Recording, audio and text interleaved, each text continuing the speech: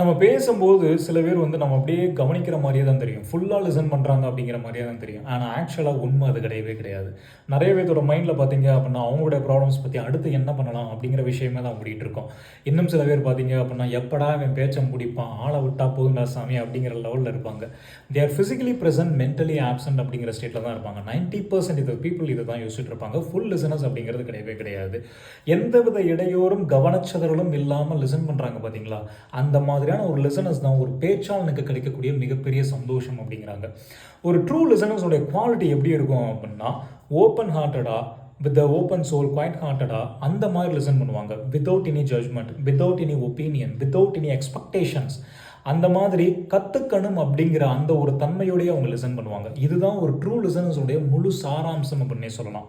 எந்த ஒரு விஷயத்தையும் ஆழ்ந்து கவனிச்சோம் அப்படின்னா, அதிலிருந்து கத்துக்கக்கூடிய விஷயங்கள் எக்கச்சக்கமா இருக்கு. ஸோ எப்பயுமே பார்த்தீங்க அப்படின்னா, listen to learn, not to respond.